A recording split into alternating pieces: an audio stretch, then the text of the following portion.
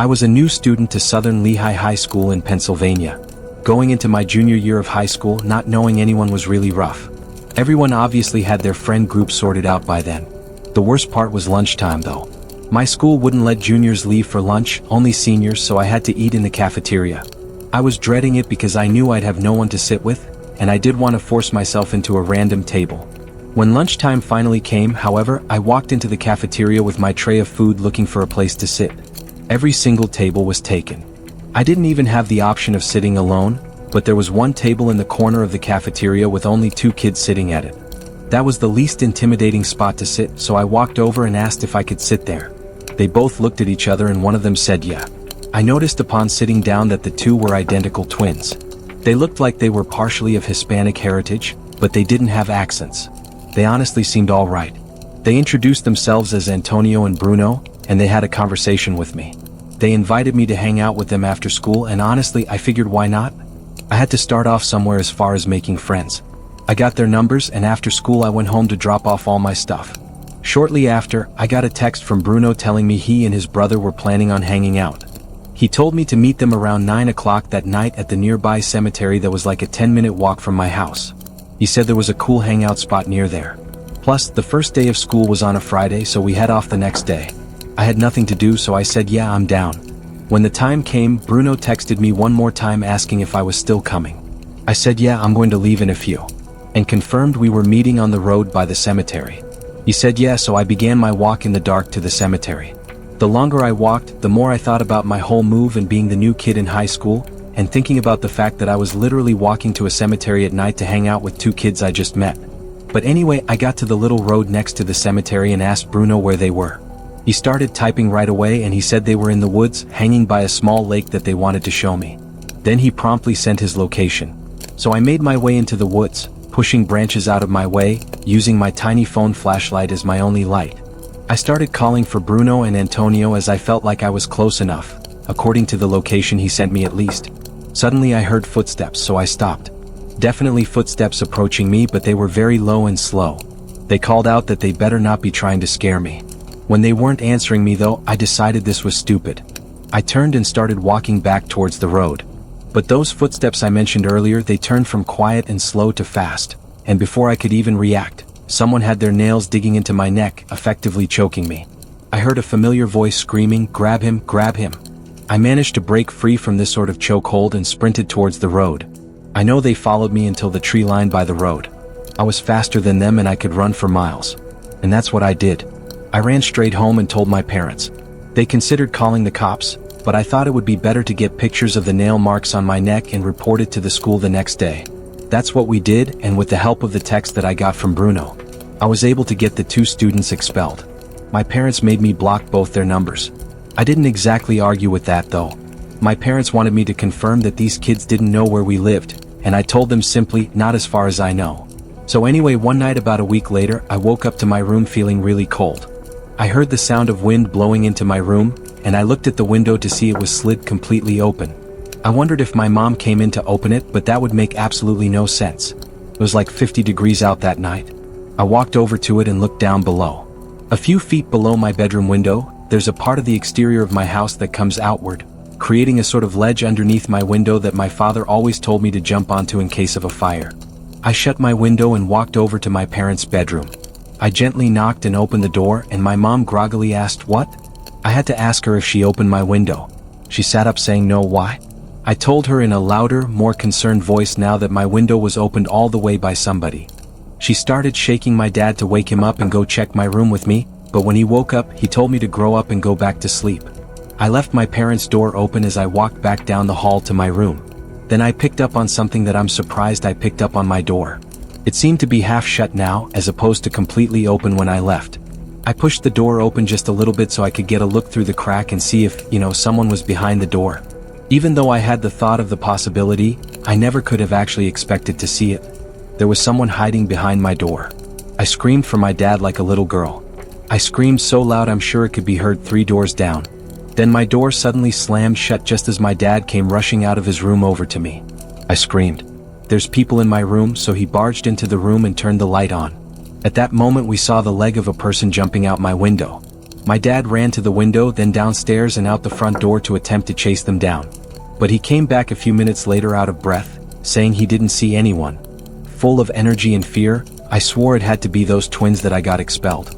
My dad called the police and I had to talk to them when they arrived, explaining the whole story back to the incident in the woods. My father backed up my story, but without proof of who entered. They said there wasn't anything they could do. They merely ordered us to lock the doors and consider installing cameras outside. As positive I am that it was either one of or both of those twins in my room, after getting through a solid couple months of sleeping in fear, nothing to this nature ever happened again. Looking back now, I don't know why I was so willing to meet these kids in the woods at night. I should have realized in the cafeteria that day that they looked like trouble, and I should have stayed away. Freshman year of high school 2007 gym class last period. We had a substitute gym teacher on one of the stormiest days of the year. He was an older man, not a senior citizen, but gray, maybe 55 to 60. He took attendance, and when he passed me, he did a double take at me, which I found a bit uncomfortable. Not to float my own boat, but I always understood I looked older and really good for a freshman in high school. The sub told us to get into our volleyball teams and he disappeared into the hall by the locker rooms for a while. 40 minutes went by and the period was over. It was time for us to get changed and go home. I got into the locker room, but for some reason my locker wasn't opening. I tried my usual combination over and over and over. It wouldn't click open though. I had to go to the sub and let him know to ask for my combination again. I figured maybe the combo just slipped from my mind for some reason. The sub told me to give him a few minutes and he'd get the list of locker combos. I waited outside the office and out he finally came with a book in his hands, open to a specific page. He walked into the girls' locker room with me, which I didn't expect him to do. The locker room was basically empty now, with one girl finishing up changing. He walked over to my locker and tried the combination written down on the paper. It didn't work no matter how many times he tried it. Each time he tried it and failed, he would look at me and laugh. I would force myself to laugh along to be polite, but it started getting weird. He put his hand on my shoulder as he said, "We'll figure this out." He tried the combination again with his hand still on my shoulder. When it didn't work again, I felt his hand slowly started inching down from my shoulder to my lower back. I pushed myself away and grabbed my bag, saying it's okay, I'm late for my bus. He tried to combo in the locker one more time and it opened. He smiled and walked away. I waited till I heard the locker room door shut. Then I proceeded to getting changed quickly when suddenly the room went dark. I finished pulling out my pants and shut my locker in the dark. I threw on my backpack and started walking to the back exit of the locker room, which led outside.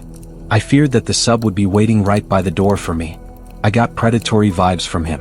When I got to the end of that specific aisle of lockers I was in the intersection of two rows. I'd have to turn down left to get to the exit door, but still, naturally, I had to look right to make sure that it was clear. There was a little light seeping in from one single rectangular window that sat under the ceiling. It was enough. Enough for me to see him peeking at me from around the wall of lockers, so that's when I ran for the exit door. He came over behind me saying, wait, it's not what it looks like. I ran outside into the rain off the campus of the high school and walked the rest of the way home, giving me time to reflect on what happened. By the time I got home, soaking wet, it came to me that he most likely changed my locker combination somehow as a way of getting alone with me in the locker room. As for what he could have possibly been planning to do when he cut the lights, I never wanted to imagine. Honestly, I was too emotionally scared and quite frankly embarrassed to tell anyone about it. Not even my parents or friends. It was something I just kept to myself all these years because truthfully, I just don't feel comfortable telling people. When I was in high school I was in the band. And my school band was basically an easy A. It was either that, orchestra or chorus. So I went with band. Anyhow, our band teacher, Mr. Nicholson, had the grading system set up so that as long as you attended class and went to your weekly lessons you got an A. Sadly, towards the end of January 4th I was missing 2 lessons. Because of that, my grade was AB. I went to him after class to ask if I could make up the lessons, and even though he seemed reluctant, he said he would let me come in during a lunch period and practice in one of the downstairs storage rooms to get credit for a lesson. I was more than happy with that because realistically, I would probably just play games on my phone anyway instead of actually practicing. I arrived to the music room during my lunch period the next day, so I took my saxophone and headed down the stairs outside the music room towards the basement area for the music department.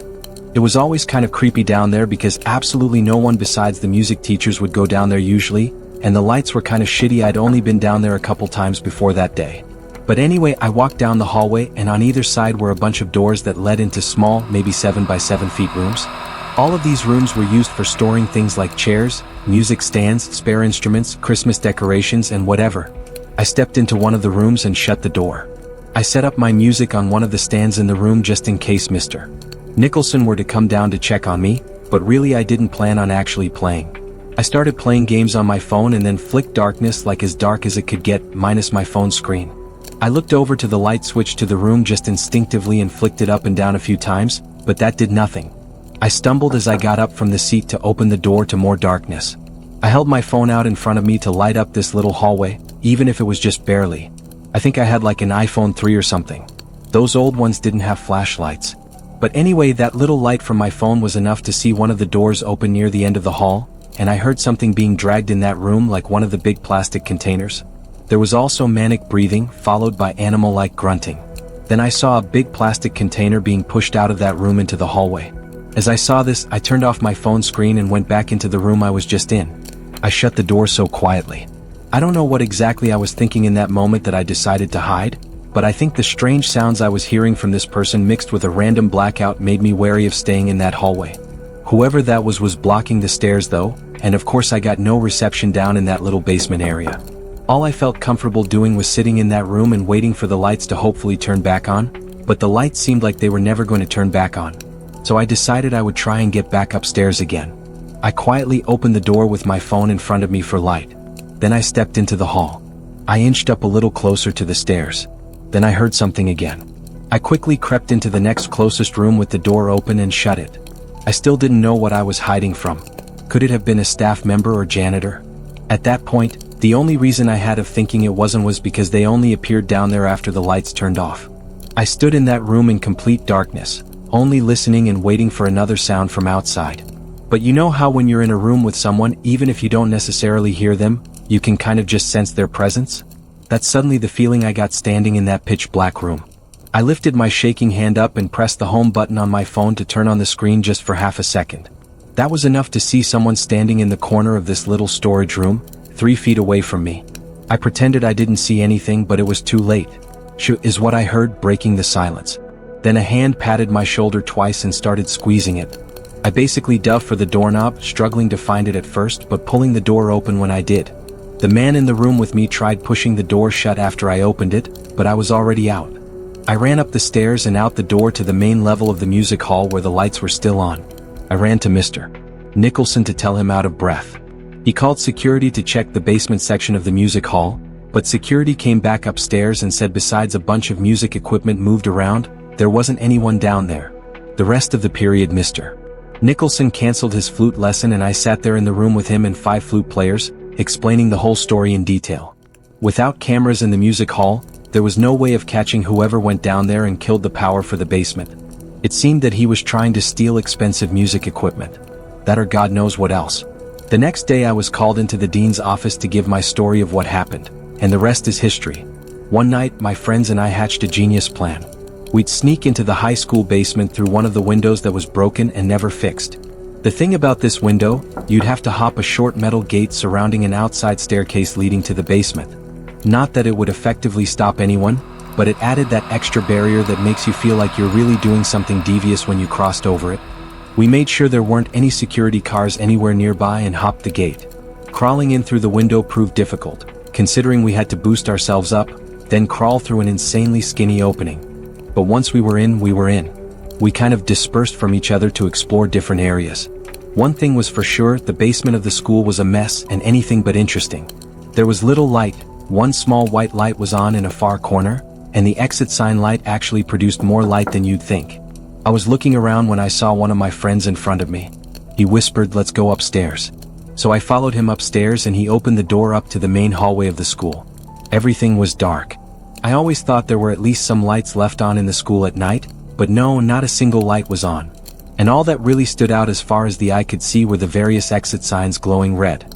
I followed my friend down the hall and remembered saying, "Dude, this is really creepy." And he replied back, "Shoo." But I realized he was right. Who knew if somebody else could be in the building besides my friends and I? Little did I know just yet. I followed my friend to the bathroom and he went into one of the stalls. I whispered, "Hurry up." I waited for a while. Then my phone started to ring. I picked up and it was one of my friends, Chris. He asked, "Where the hell did you go?" I said I'm upstairs with either Roland or Brandon. He said, "What do you mean?" "They're with me." And right after, both Brendan and Roland said hi, apparently on speakerphone. I stuttered the word "I" and stopped, trying to think straight. Then there was a laughing coming from in the stall, not the laugh of any of my friends. I looked up at the stall. There was someone looking over it at me, probably standing on the toilet. I screamed "holy shit" over and over into the phone as I left the bathroom. Shortly after I was out, I heard the stall door slam shut. I tried to run back to the basement in the dark, but it wasn't too easy to find in the dark. Luckily I managed to find it, so I started to scream their names as I ran down the stairs. I screamed "go go" when they answered, and we one by one jumped off some kind of bucket onto the window ledge and crawled back outside. I was the first one out though, afraid that person from the bathroom was following. When we were all outside, I explained to them out of breath, while also laughing now that I felt safe with all of them next to me. I guess we were loud or something though, because as we all just started looking around at the whole school building and all the classroom windows, in one of the downstairs windows was someone with their hands pressed up on the glass. We could only see maybe half their face. I said that's got to be him, as Roland ushered us to get the hell out of there. We ran until we were off the premises of the school, and that was that. We came up with a lot of possible explanations, but none of them really made sense. Obviously, we never did anything like that again though.